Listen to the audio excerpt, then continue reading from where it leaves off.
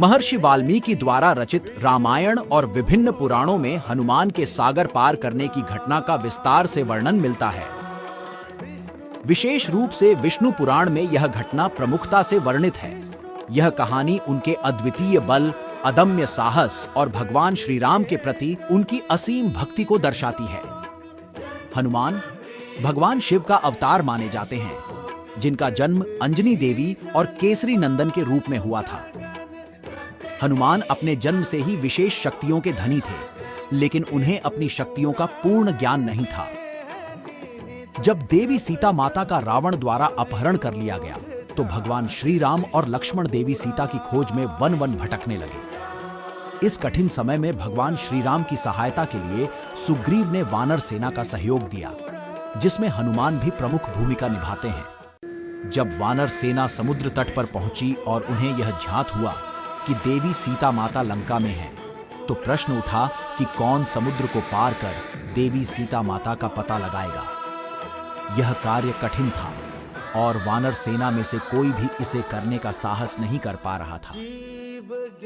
इस समय जांबवंत ने हनुमान को उनकी शक्तियों का स्मरण कराया।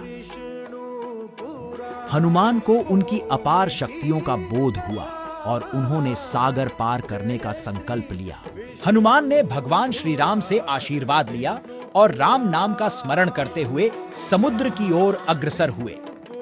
हनुमान की विशाल काया और अद्वितीय बल के कारण वे समुद्र पार करने लगे। जैसे ही हनुमान उड़ान भरने लगे, पर्वत मैनाक ने उन्हें विश्राम के लिए आमंत्रित किया, लेकिन हनुमान ने विश्राम न करते हुए अपनी यात्रा जारी रखी।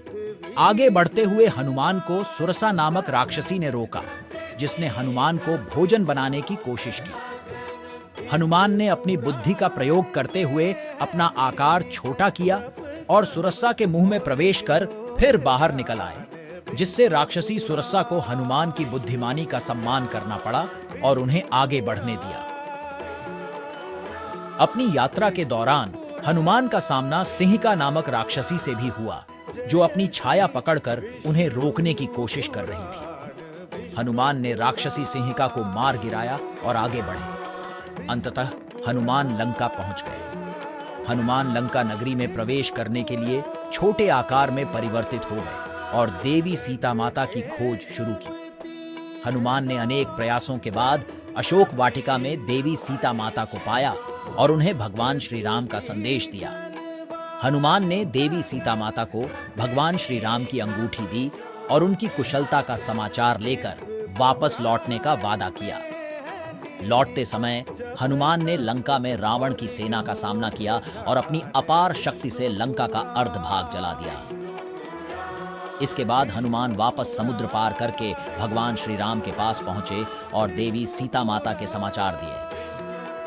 हनुमान का यह सागर पार करने का कार्य उनकी अद्वितीय भक्ति, शक्ति और साहस का प्रतीक है। यह कथा हमें यह सिखाती है कि अगर हमारी भक्ति सच्ची हो और हमारे इरादे दृढ़ हों, तो कोई भी बाधा हमें रोक नहीं सकती।